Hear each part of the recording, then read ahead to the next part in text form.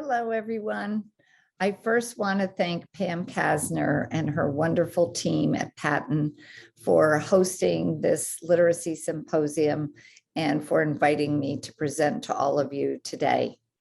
I am Margie Gillis, president of Literacy How and a research affiliate at Haskins Laboratories. And today I'm going to talk about the Syntax Attuned Educator, supporting students' ability to comprehend and write sentences. But first, a bit about Literacy How.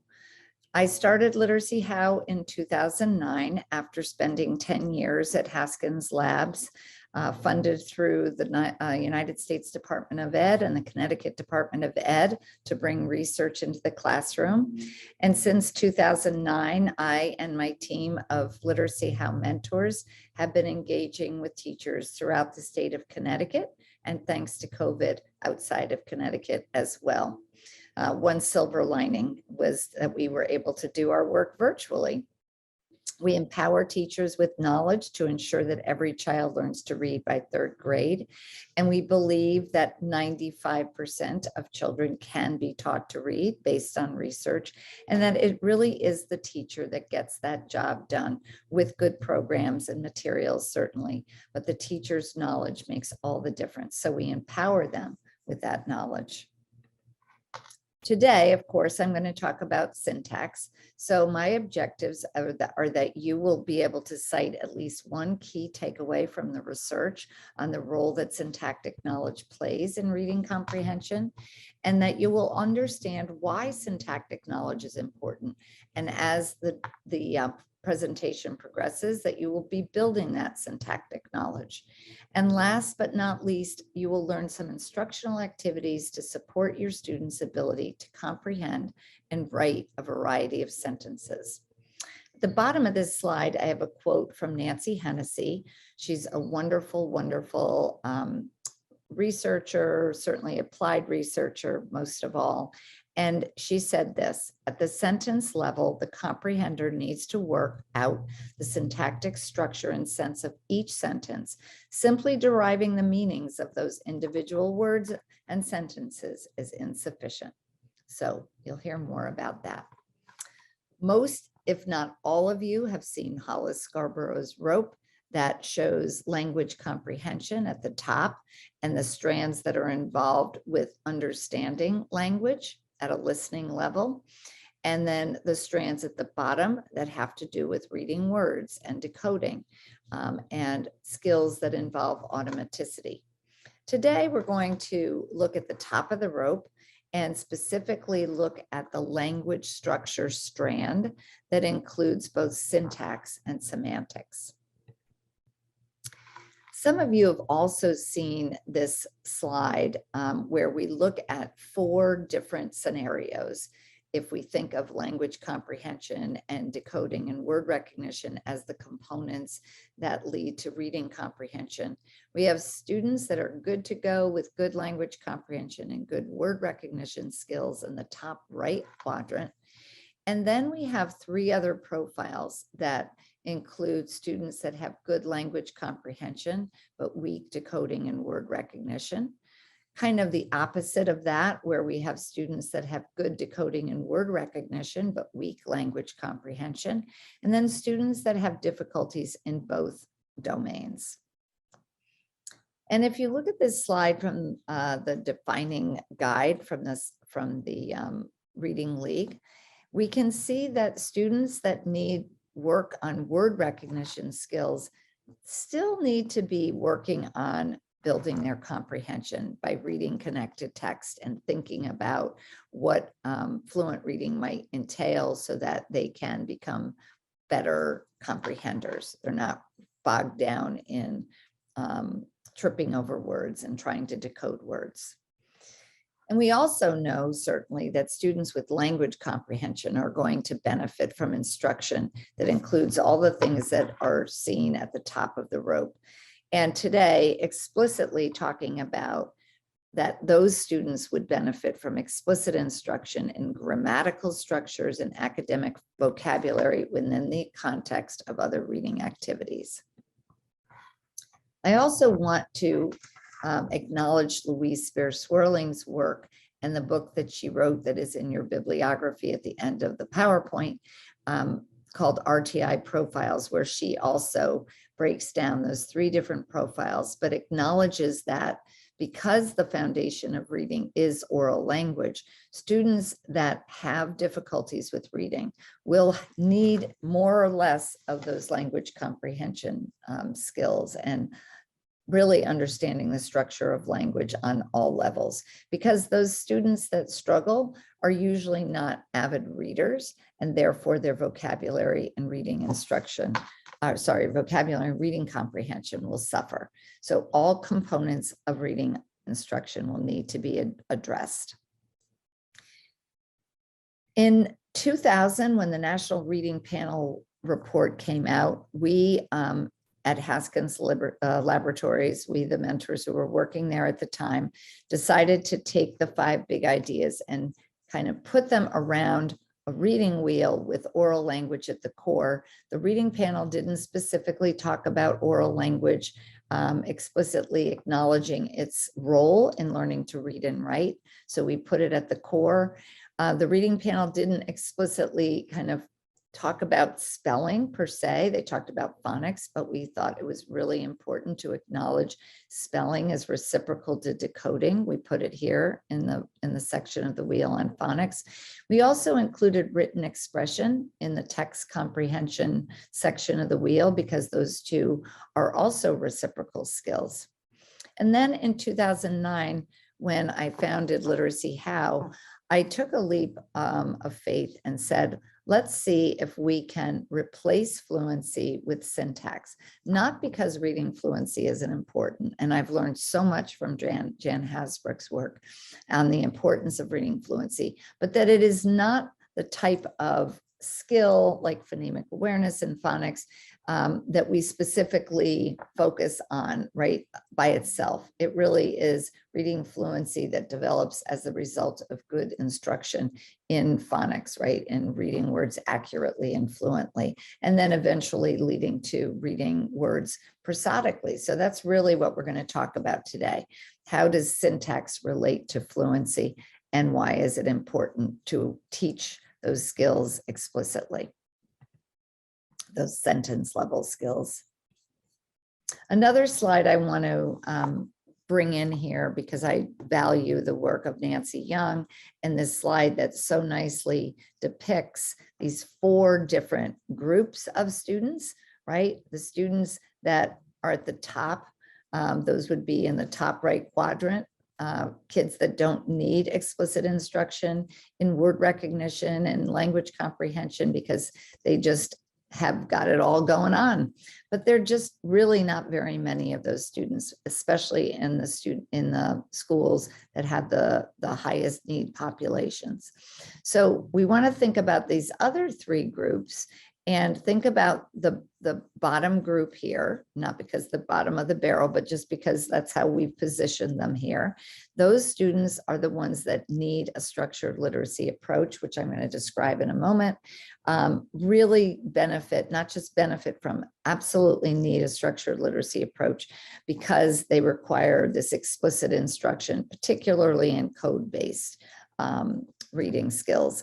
You have another 40 to 45% of the population that will really need, again, explicit instruction in all the structures of language, again, utilizing a structured literacy approach. And then another 35% of the population that will benefit from facets of a structured literacy approach. So what is a structured literacy approach? A structured literacy approach, as defined by the International Dyslexia Association and described in their brief, is characterized by the provision of systematic explicit instruction that integrates listening, speaking, reading, and writing, and that emphasizes the structure of language. So the structure of language, including phonology, the sound system, the writing system that we refer to as orthography, the structure of syntax that we're going to, sentences that we're going to talk about today, called syntax, the meaningful parts of words that are referred to as morphology, the relationship among words that we refer to as semantics, and then how all of that is organized in written discourse. And a number of years ago, Joe Torgerson and Kanan Oakhill talked about syntactic knowledge, that adequate syntactic knowledge is really tied closely to proficient comprehension of text. And to answer the question, why is it important to teach syntax? The answer that I best came up with is that really explicit teaching of those higher level components of literacy, including syntax and text composition, may receive little attention in most classrooms. And that was something that Louise Spear-Swerling wrote about in the IDA brief that I reference here. So what is syntactic knowledge? Well, it's the ability to understand and create a variety of grammatical structures within the context of a sentence. And why is it important? Well, it certainly does support students' ability to comprehend text. And this quote from Marianne Wolf and Stephanie Gottwald, children who are exposed to a variety of increasingly sophisticated written sentences are going to have better comprehension and more syntactic knowledge. And then correspondingly, children with highly developed syntactic knowledge are better able to comprehend text that has these complex sentence constructions. So they really do work hand in hand. And just to illustrate this idea of sentence complexity, this is a sentence from the book, A Place to Land. It's a book about Martin Luther King and the speech that inspired a nation, that is, I Have a Dream. And what kind of led Martin Luther King to write that speech, and how did that all come about? And it's a beautiful story.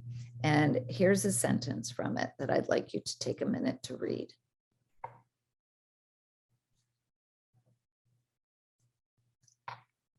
I think all of you would agree that this is a complex sentence, but what makes it a complex sentence? What exactly is it about this sentence that students might struggle with?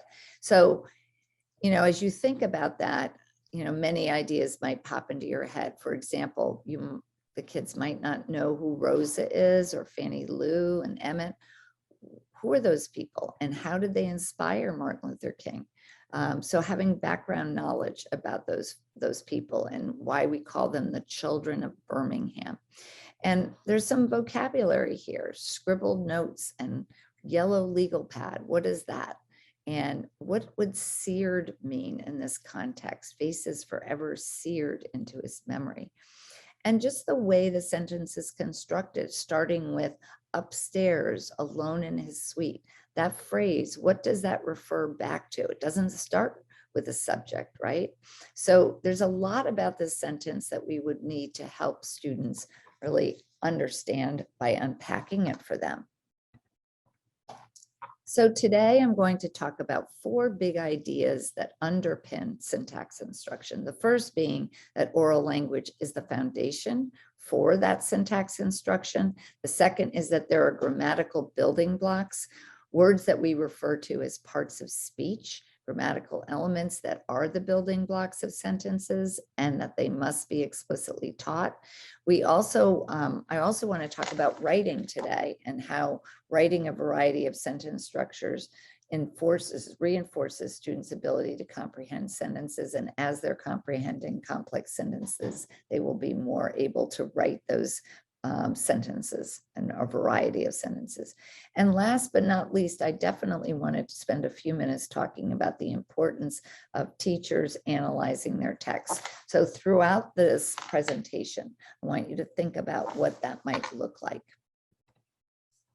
First, talking about oral language at the core, children do bring their oral language to their written language. So the more that we understand that and actually continue to facilitate oral language in our classrooms, the better able they are going to be able to leverage those oral language skills into reading and writing. Those oral language tasks definitely will help them develop their ability to not only produce, but understand a variety of sentences. And that will support both reading comprehension and written expression. And that this explicit syntactic instruction or syntax instruction really does build their syntactic awareness, which we consider a meta-linguistic skill. I also want to acknowledge that our demographics all over the country have changed, so that there are more and more students that we would call English language learners or multi-language learners in our classrooms. And what we have to really think about, and there's so much to think about, but I only have a minute to really discuss this explicitly, is that these students often demonstrate difficulties with syntax because their syntax might be very different than ours, right? So difficulties with grammatical structures, with word usage, tense shift, and unclear pronoun references. So we are going to talk a little bit about pronouns in a bit. You want to take note of these difficulties while you're instructing these students so that you can support their grammatical knowledge and their syntactic awareness. You also want to understand that even though their English might be, their expressive language and receptive language of understanding of English might be developing, they could have very strong content knowledge in their first language that they might not be able to express in English. So you really want to think about how you can assess that outside of assessing their language skills. Now, just to warm us up, I'm going to show you a sentence. It's one sentence, phrase by phrase. And I want you to just think about the sentence as you see it appear. Wow. An amazingly beautiful sunset captured my interest yesterday. So I took numerous photos with my iPhone. So if you think about that sentence, we often talk about SVO, subject, verb, object. So that's canonical order. Is this sentence constructed in that order, or is it constructed as non-canonical, meaning the object comes first, followed by the verb, and then the subject? So if you answered SVO, you are correct. If you're not sure, you're going to find out more about that. In the book that Nancy Eberhardt and I co-authored on syntax, we acknowledged this idea of syntactic awareness as meta-linguistic, right? So just as students acquire phonemic awareness as they manipulate the sounds in words, students will develop syntactic awareness as they listen to, speak, read, and write sentences. As they become conscious of and reflect on the arrangement of words, they realize that word order does matter. It impacts the meaning of the sentence. Look at these two sentences. They have the same 5 words, but moving only from the first sentence to the beginning of the second sentence does change the meaning. And Marianne Wolf and Stephanie Gottwald and another one of their colleagues, Melissa Orkin, wrote a great piece called Serious Wordplay, where they said that the knowledge of words and how they're used within different grammatical contexts is essential for children's reading fluency and comprehension, along with a variety of increasingly sophisticated sentence construction and literacy conventions. So this is what we call serious wordplay. We want children and our students to really enjoy playing with sentences and manipulating the parts of a sentence and seeing how the moving around of the different phrases and clauses might change the meaning. Pekulski, which is hard to say, and Shard had this wonderful idea that fluency was the bridge between word reading and text comprehension. And they talk a lot about fluency as the bridge. And I want to propose that, yes, reading fluency is a bridge, but syntax could also be considered a bridge between word reading and text comprehension. So you're going to see this image several times today, but with a different focus at the top of the bridge. So in this case, we're going to talk about understanding basic sentence structure, who did what to whom. So that's where we're going to talk about those grammatical elements that are the building blocks of sentences or syntax, right? There's a finite number, 8 to be exact, of grammatical components, but we can build an infinite number of sentences when we know how those words work in sentences, because each of the blocks serves a specific meaning-based function, and together they provide the basis for all syntactic structures in English. If you ever ask a child, what is a sentence, you're going to get a variety of answers. You might hear it begins with a capital letter and ends with a period, and you might say to the child, you are so right, that is true. But what is it? What exactly is it? Other children might say, oh, I know, subject and predicate. But if you dig deeper into that answer, they might not be able to tell you what a subject and predicate is. Some children might say it's a complete thought, but that's pretty abstract, right? So when we're introducing children at the age of 5, you're going to see a video in a second. Kindergarten children need to know the concept of a sentence. So we're going to teach them that a sentence is a who and a do, right? It's a namer, right? And that's another word for a noun or subject, and an action. So the who is going to do something. In this case, the who is the dog. What's he going to do? Sit. The dog sat. Very simple sentence. And so when children read, the goal is not to memorize rotely the parts of speech as we might have done way back when and circle the nouns, underline the verbs. No, the goal is for them to use their understanding about the function of words to facilitate comprehension. So you're going to see a video of Elke, and Elke is working with a small group of kindergarten children, and you're going to see how she helps them understand how sentences work.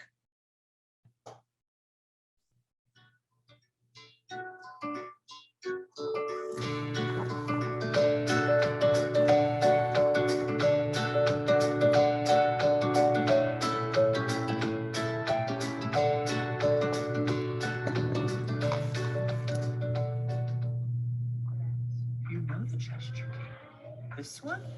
Do everybody make this gesture?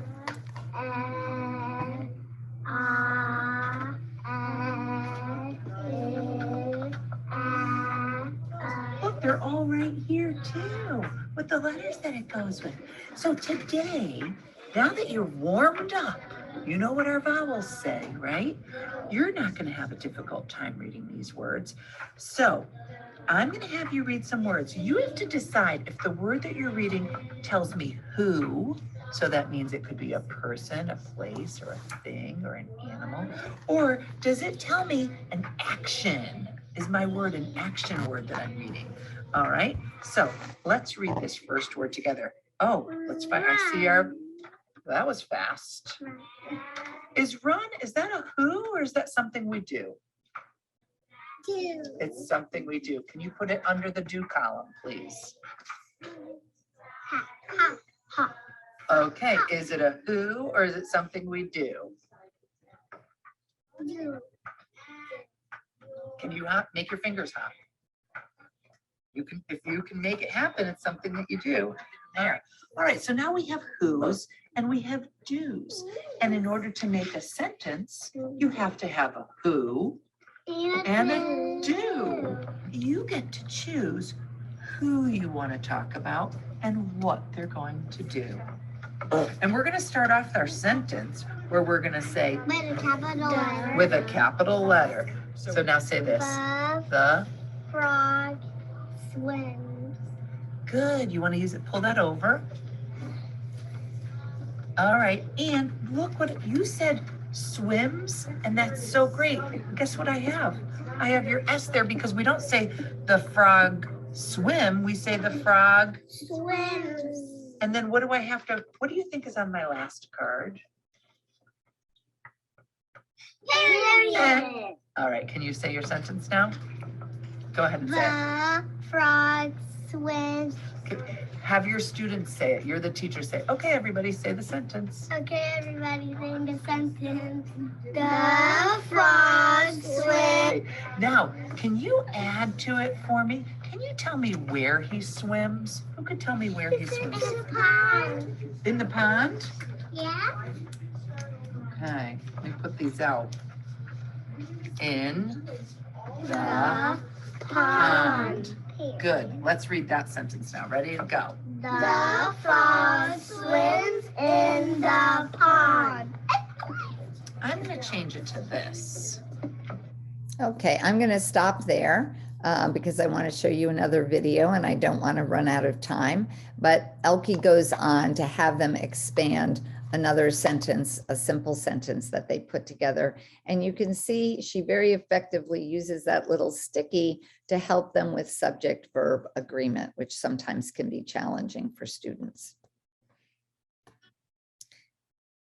Nancy Hennessy, in another one of her publications, wrote about the structure of sentences, talking about how the reader must figure out the logical relationships between words to construct meaning, because those relationships are conveyed through different types of sentences.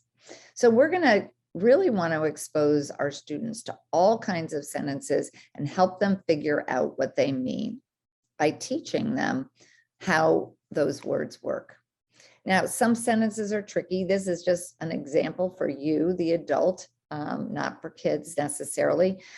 But I want you to take a look at these two sentences and I want you to think about what the subject and the predicate is in each of them. Here's the first one. Now, most people will say there is no predicate, right? Because they think about the young man as the subject, but in fact, the word man is the predicate. What did the young do? They man the jungle gym. And here's another tricky one, right? A lot of people will say, oh, clothing is the subject, is made from is the predicate, but in fact, cotton is the subject and grows is the predicate. And clothing is made from is a relative clause that is embedded right there, but it's confusing. There's no commas that are used to separate it from the rest of the sentence. So again, sentences can be tricky. We do want to teach our students that sentences can be subject predicate and sometimes they can have subject predicate object. I'm going to just show a little bit of this next clip with Elke again, working with students and they're unscrambling sentences by looking for the predicate first. And this is a fun activity. Kids love doing it. And you can watch the entire video by going to our YouTube channel, going to the home page of literacyhow.org, scrolling down to the bottom, and you'll see a number of videos there. I'm a teacher just like you. Upsie daisy. Let's try that again. It's very loud. Let's try that again. Sorry.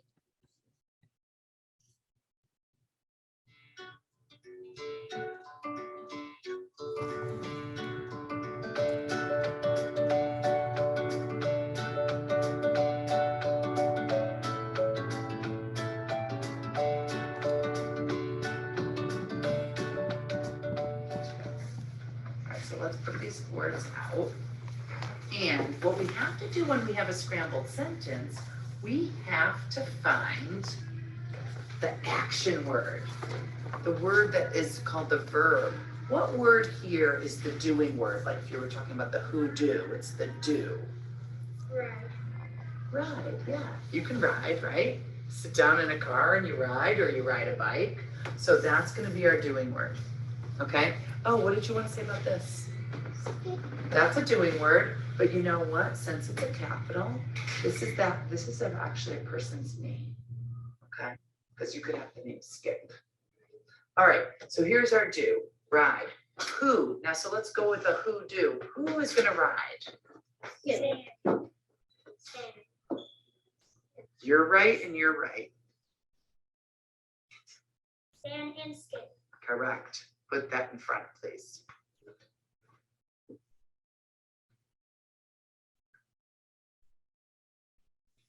All right, so now what does it say? Stand and skip, ride. Good. All right, what do we have left? Down the hill. The hill. The hill went down. We have stand and skip, ride. Now, down. Oh, there you go. Does that tell us when or where or why? Down the hill. Does that tell us where they're going? Where are they going? It does tell us where. Does it tell us when they did it? No, it tells us where. So who, do, where. Who's doing it? Stand and skip. What are they doing? Riding. Where are they riding? Down the hill. Great job. Now you are going to. So again, I'm going to keep going because we have lots of ground to cover today. But you'll see in the, if you watch the whole thing, you'll see the rest of the video and how she gives them each a sentence to unscramble, and she has them look for the predicate or the verb, the action word, and then they look for the subject or the who, and then they continue to expand the sentence. It's a great activity, very easy to do. But essentially, we're trying to help them understand the basic structure, the who, the did what, and to whom or what, if there is an object. So to illustrate that, we have city dog taught country frog. So who, right? City dog, what did he do? He taught. Who did he teach? He taught country frog. Now we could put those words on phrase cards or on, in a sentence strip, cut it up and have the children manipulate, move parts of it around to change the meaning of the sentence so they understand how that works. But we do want to explicitly teach that every sentence does have a subject. It's the who or what is doing the action. In order to identify the subject, you would ask the student to find the verb, and then you would ask them, who tossed, right? Sam tossed. What ticks? The clock ticks.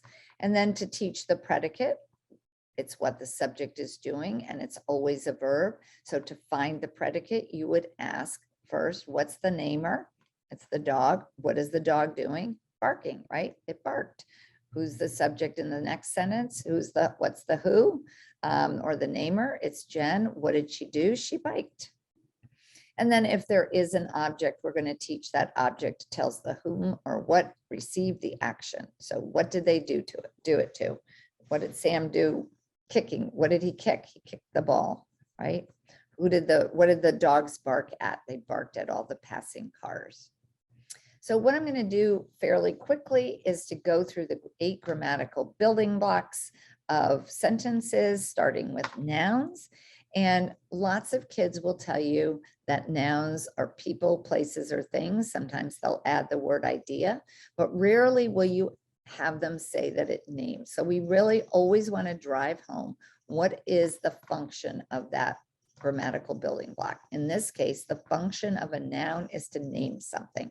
And so it can name people, it can name places, and it can name things. And more abstract concept is it can actually name ideas. So our cueing question, which you're going to see us keep coming back to help kids find the namers in the sentence, is to say, who or what did it? So in this case, who or what sat on a rock? It was the dog, right? And who or what stood in an open space? It was the farmhouse, right? You could even say, who or what did the dog sit on, right? Another namer, right? It sat on a rock. What did the dog spot? He spotted a frog. The next grammatical building block that we want students to know about are verbs, right? They need to know that the verbs are the action words, and most verbs do tell action. And so the question we're going to ask to help them find the verb is to say, did what? You just named the namer. What did the dog do, right? The dog jumped. Now, sometimes those verbs, oftentimes actually, those verbs link, right? And that's more abstract for kids to understand. So we start with helping them understand their action words, but then we quickly teach them about these linking verbs. And those verbs are going to answer the question, is what? So city dog is what? He's the frog's new friend. We also, as you saw in the video with Elke, want to make sure kids understand tense, subject verb agreement with the S can be very confusing, and tense, right? In the subject, the present tense, the past tense, etc. Another aspect of syntax that we want to think about when we're teaching it explicitly to students is that Syntax and understanding syntax, our syntactic knowledge, is going to clarify ambiguity, because sentences can be very ambiguous. And in many cases, they're ambiguous because the order can be confusing. Look at this example. Again, we have the same 6 words in each of the 2 sentences, but we've just changed the order from the red house to the house red, right? Different meaning. What color was the house that they painted, right? We don't know what color it was at the beginning, right? We know in the first sentence, we know it was a red house. We don't know in the second sentence what color it was at the beginning. So beyond understanding the meaning of the individual words, which of course we have to know, it's their order when combined into a sentence that actually conveys thought. That is by Pinker. So another example of this is we have 2 words, blue and sky, and we're going to focus here on the word sky. We can say blue sky, or we can say sky blue, right? What's the difference in those 2 words? Well, in the first example, sky is a noun naming the space around the earth. In the second example, it's an adjective that describes the color blue. So again, throughout our syntax instruction, we're going to use meaning-based questions with a specific text. We're going to take the text that the kids are reading. I'm giving you an illustration with City Dog and Country Frog, which is a sweet, sweet story. Well, be a sort of sad story, but sweet story. But any text that students are reading is fair game, right? That's the text you want them to become familiar with and to be able to work with. So in this case, I'm going to ask some meaning-based questions about the word sat. City dog and country frog sat. When did they sit? In the fall. Where did they sit? On a rock. And how did they sit? Together. And we then take that sentence that could be a little confusing because it starts with an adverbial phrase in the fall, and help them understand the meaning by asking these questions. Grammatical awareness involves both comprehension and memory. So we want to enable children to remember what they're reading by clustering those phrases, those meaningful syntactic units called phrases, so that they can then understand the sentence and also retain it. And that reading instruction, as is described here, includes both phrase level and sentence level instruction, not just word level instruction. We're talking about a higher level of instruction now, opening the potential for new and different ways of looking at how we can support, especially our struggling readers and including adolescent struggling readers. So again, we have to teach the concept of a phrase as a group of words that work together to answer a functional question. And you'll see what I mean by that, a functional question. As we expand students' understanding of these grammatical building blocks, we've talked about namers or nouns and verbs. Now we're going to expand their understanding to adverbs that tell more about the action words.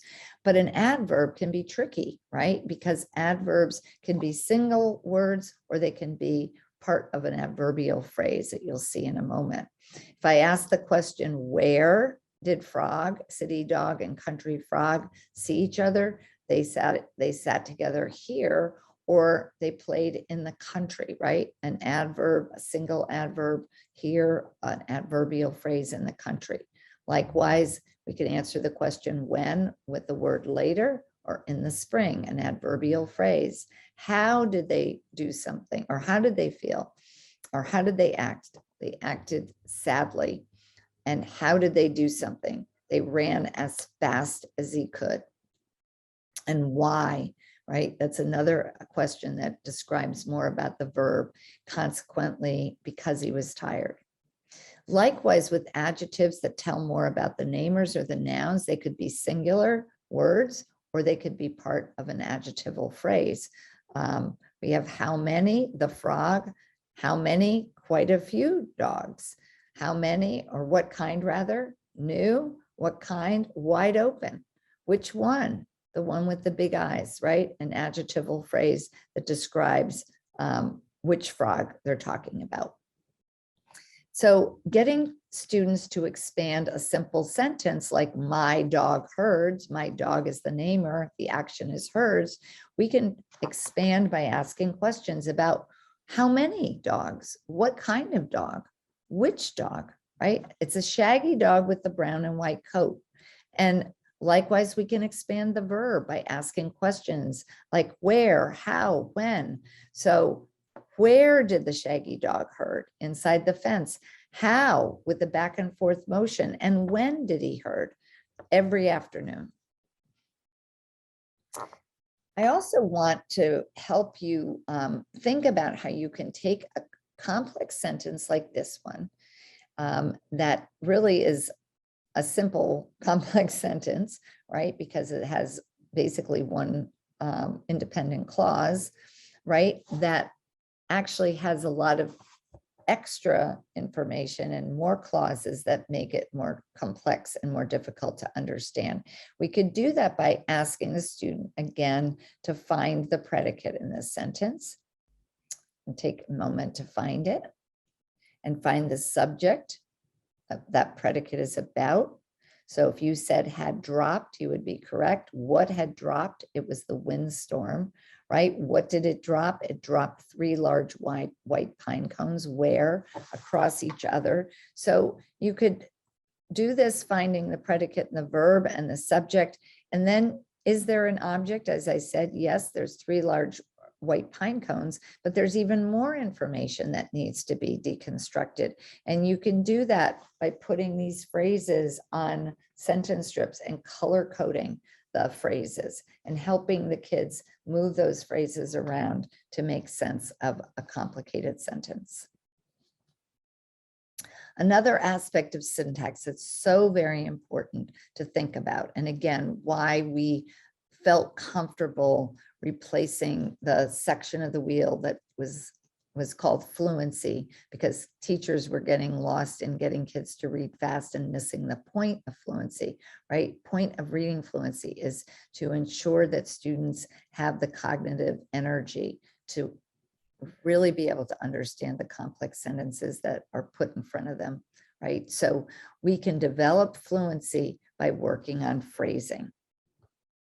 And a couple of quotes about text reading prosody and how once text reading prosody performance becomes more advanced, and that is when kids are really doing this parsing of text in those syntactic chunks, right, in those grammatical entities, it will in turn start to facilitate reading comprehension. Also, the appropriate use of these markers signals the reader's ability to be applying their syntactic knowledge while they're reading. And that does preserve their accuracy and speed, what we often think about as reading fluency. So I want you to think about, if you haven't seen the NAEP oral reading fluency scale, I have it here for you. You can see levels 1 and 2 are associated with non-fluent reading, and levels 3 and 4 are associated with what we would consider fluent reading, the highest level where students are really looking at those sentences and chunking them right into meaningful phrase groups. So to teach them that whole idea of parsing the text, or what we call scooping the text, is to review those common phrasing patterns, such as what does a subject include? It might include a noun phrase, right? That may have 2 or 3 adjectives. The predicate often also includes an adjective, or sorry, an adverbial phrase that tells more about the verb or the predicate. Those prepositional phrases are meaningful units in and of themselves. And in longer sentences, it could be that we would parse the dependent clause if it's short, and an independent clause if it's short as well. So we've just taken a sentence from the book City Dog, Country Frog and just parsed it for you here. Again, this is somewhat subjective, so you can get your students to take a sentence and scoop it the way that they think that it would make sense to read it, and then ask them to read it in those chunks. Sometimes when they do those scoops, they're not accurate, and they catch that as they read it in the way that they scooped it. So it's a fun activity. I want to next review 3 grammatical elements that actually we refer to as meaning links because they build cohesion. And these are 3 categories of words that link words, phrases, and clauses to make meaning. They include prepositions, pronouns, and conjunctions. And Dutro and Moran, in an article that they wrote called Rethinking Reading Comprehension that you'll see in your bibliography, refer to these words as mortar words because they act like lexical glue to show relationships, connect ideas, and make references. Kane, Elkel, and Elbro also refer to these as cohesive ties. So the first one I want to talk about are prepositions. Some people consider these positional words. They might signal a relationship between words in terms of position. They can begin phrases that answer the adjectival questions, what kind of frog, the one with the big eyes, which frog, the frog on the rock, right? So in the second case, it's telling us where the frog is, but it's the frog on the rock. They can also answer adverbial questions. Where did the dog run? He ran across the wide open field, and we have the preposition across. During the summer, when, answering the question when, another preposition. And in silence, how did the friends remember the games they played? And we can also think about another meaning link grammatical element called a pronoun that replaces or refers back to a noun. Many of our students, particularly our English learners, have difficulty with pronouns and get lost in where those how those pronouns refer back to the nouns. But we would ask those same cueing questions as we did for nouns or namers, and get a response with he, him, she, her, they, them. So the dog sat on a rock. Who spotted a frog nearby? Right? It was the dog, but we're going to this time refer to him as he spotted a dog. And the what or the it, the they, the them, right? The farmhouse stood in an open space, and we could use the pronoun to replace the noun farmhouse with it. And just sentences showing those relationships. The third meaning link we call conjunctions or joiners because they join words, phrases, or clauses. They come in 2 varieties: the coordinating conjunctions that join equal parts, 3 of the fanboys shown here, and the subordinating conjunctions that join unequal parts. And I have some examples of those here. Sentence types are something that, again, we're going to explicitly teach. And some people think of sentence types as the declarative or interrogative or, command sentence. And we'll show you those in a moment. But I'm talking specifically here about a different type of sentence, the simple sentence, right? The compound sentence and the complex sentence. So a simple sentence has a subject and a predicate, right? And one clause, one independent clause. So the dog spotted a frog has an object. The lonely dog spotted a frog nearby in a small pond has more information, right? Some adjectives and adverbs, but it's still a simple sentence.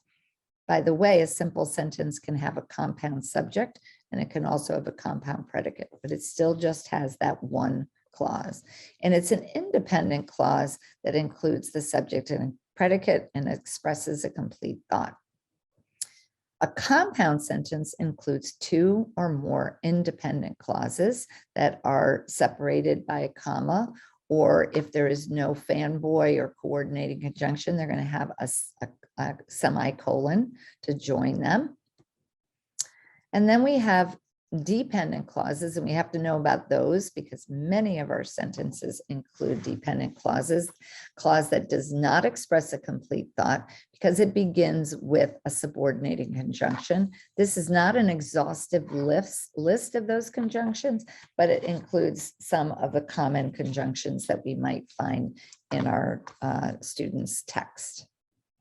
And these sentences look different, right? Sometimes the sentence, a complex sentence, can have a dependent clause at the beginning, and that will be followed by a comma, and sometimes the independent clause comes first.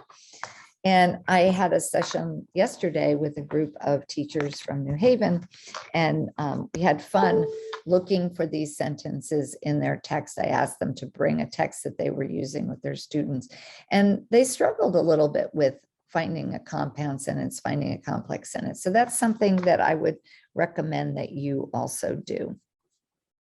The last element that we're going to talk about very briefly is the interjection. It was in the sentence I showed you at the beginning of the presentation when I started that with wow. Here you can see gee whiz. We could say bam, right? Just start a sentence. An interjection expressing emotion.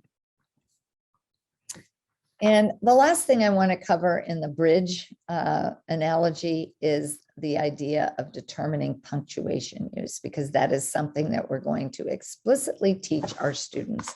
How does punctuation work? Because so many of our students, it's like the punctuation isn't there. They just read right through the periods, the question marks, etc. So these are the 4 basic punctuation marks. There's certainly others too, but we want to make sure our students understand what does a period, what is the role of a period in a sentence, and what does the reader do when they come upon a period.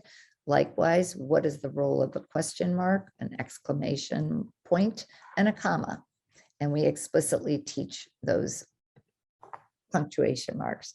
Punctuation mark that wasn't included in that table is an apostrophe that represents possessive. And you can see when we add the apostrophe here, we have an adjective, trees, branches, right? Versus oak trees, where we have a noun. The third big idea, and I want to make sure I have adequate time to talk about this because it's super important when we're teaching syntax, is where does sentence writing fit in? I live in Connecticut, so most of the school districts that we work in are here in Connecticut, and many, if not most, do use Readers and Writers Workshop. And Writers Workshop certainly does teach process writing, but there's no explicit instruction in sentence writing. So a lot of the things that I've talked about today can be infused into the process writing that we want to teach teachers and children about as well.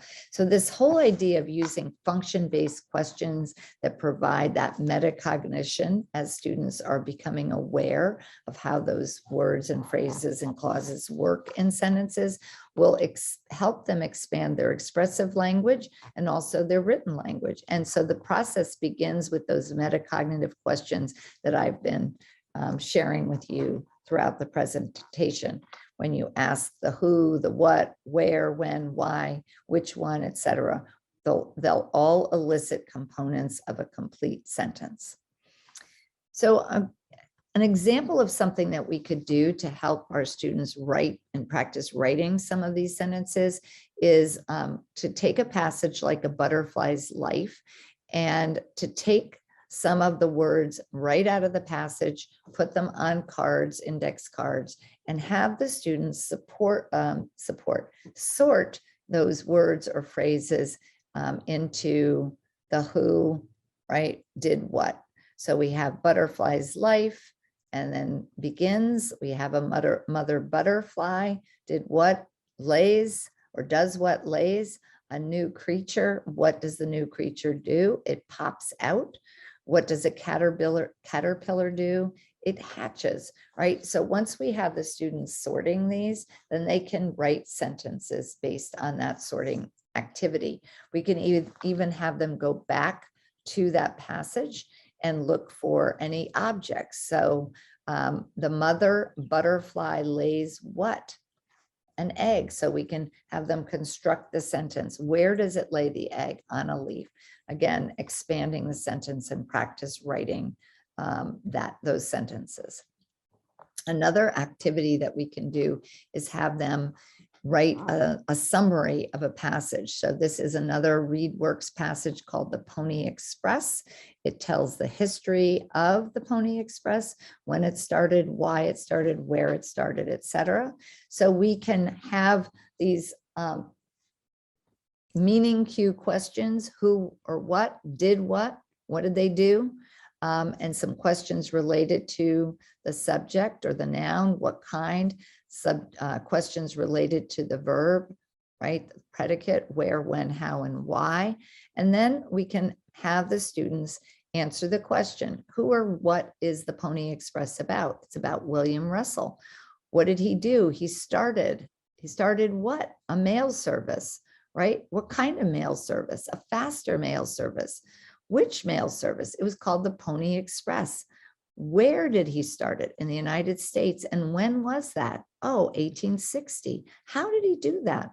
With young men riding horses. So again, you can do this questioning, this metacognitive questioning, and then ask students to pull some of those words and phrases to write a sentence, to summarize the passage.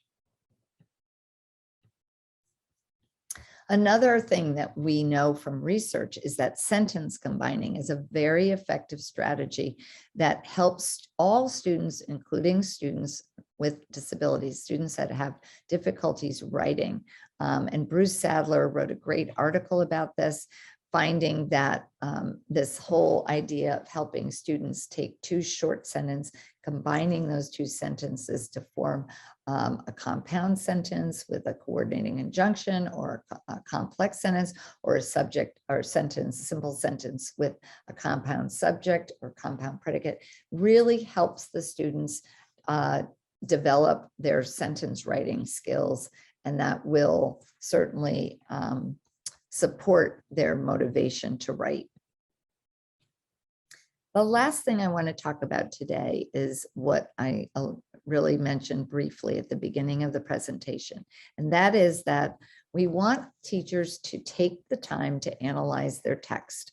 This is called cognitive preparation, where you're intentionally using what you know about the demands of comprehension of that particular passage, that particular book, and how you can maximize instructional time by selecting a specific text and then preparing it for your student success. What would that look like? Well, again, taking some sentences right from the student's text and thinking, wow, this is going to be a difficult sentence. How am I going to help the student deconstruct it, like we did for that sentence in Hatchet? How can I help my students understand how what the information is in the sentence related to the predicate, what the information in the sentence is related to the subject, etc. So that does take some preparation, but it's well worth the effort. So thinking about the RAND study that came out, I believe in 2002, and thinking about the fact that that RAND report recognized that there were 4 different elements that factored into comprehension. First is the task. What are we asking the student to do with the text that we put in front of them? And what does that reader bring to the text, right? What is it that the reader might struggle with?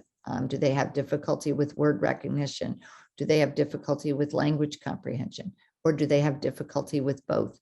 Do they have difficulty with processing speed? That's certainly going to factor in when they're comprehending, when they're reading a text and trying to comprehend it. Working memory is a huge factor. Attention is another one, right? So what is it about the reader that we need to know about? And what is the socio-cultural context in terms of reading? Does the student value reading? Is that something in that student's culture that is valued? And in this context, I want to specifically talk about for a moment the text itself. What is it about the text that might be challenging for the student? And that goes back to this whole idea of analyzing the text. So we're going to look at the text analytically and think about, are there lots of propositions, lots of different ideas that the student has to think about and synthesize? Is the vocabulary going to be challenging for the student? Is the organization of the text going to challenge the student because it's not well organized, or it's organized in a way that's not familiar to the student. Is there, specifically for informational text, are there illustrations and graphics and subtitles, subheadings, et cetera, that are going to help the student with the demands of the text? And is it going to be appealing? So these are all different demands of the text, but I've highlighted here that the sentences are certainly one factor that we want to think about, and something, of course, that we've talked about extensively today. McNamara and her colleagues worked on something called cometrics, which is something you can Google about, and there's a reference in your bibliography. It's a way to level or think about the readability of a specific text. And one of the things that they talk about in cometrics is sentence complexity, and that sentences that have complex embedded syntax, that is going to place a heavier demand, not only on the working memory, but also on their ability to understand the sentence. The syntax that tends to be easier to process are those sentences that are shorter. There are few words between the main verb and the main clause, and few words per noun phrase. So I'm going to give you an example of what I mean by that. Here's some distance, right, between the subject of the sentence and the verb, right?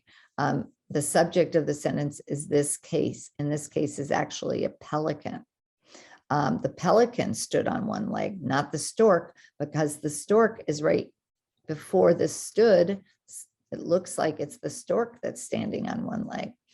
Another thing that makes a sentence complex is that non-canonical order that we talked about. OVS, the dog is the object, was hit, right? But it's passive tense or passive voice. What was it hit by? The speeding car. Much easier to understand if we say the car hit the dog. Complex noun and verb phrases. This is one phrase: old clothes, discarded curtains, battered furniture, odds and ends, right? That's the subject, and it's got a lot of descriptive words that could make that complex. And then the number of propositions in a sentence, right? These color-coded clauses really identify a number of ideas, and those are hard for students to grasp, especially when you put them in one sentence. The last thing I want to just mention briefly is that we don't have assessments to measure syntactic knowledge that are administered easily, right, as we do for word recognition skills. We can assess a student's phonemic awareness, right, that metalinguistic awareness that we talked about earlier, fairly easily. We can assess their phonics skills fairly easily. It's not as easy to assess syntactic knowledge. They're good formal measures if you're a speech and language pathologist, right, or a reading specialist, but we don't use those in the classroom. Therefore, in the absence of those formal assessments, teachers really need to be paying attention to their students' expressive language in terms of their syntax, and also look at their written language to give you clues as to their syntactic knowledge or their grammatical knowledge. How are they using those grammatical elements in their sentences? What is their understanding of the subject, the predicate, et cetera? What is their understanding of those various sentence structures that we talked about today? And how do they do with verb tense and subject-verb agreement? So those are things that you just want to be on the lookout. You're informally assessing their syntactic knowledge, but it's a very important thing to do. And I'll just leave you with a couple of funny sentences that will hopefully make you laugh, because you've been thinking, I hope, thinking and working hard during this hour to build your syntactic knowledge. I hope that I've been able to do that. But you got to keep laughing. Here's a summary of today's presentation. And you can pause the video and look at that again. Again, I really want to really drive home the idea that when you're explicitly teaching syntax, you are building both comprehension skills and writing skills. And but you have to analyze the text first. Here are references to some of the things I shared with you today, and some more references and some resources. And again, you'll get the handouts for this presentation, and you can click on these links to bring you to some of those resources. And I just want to thank you very much for your time and attention today. I hope you enjoy 2022 Patton Virtual Literacy Conference, and I hope to see you again.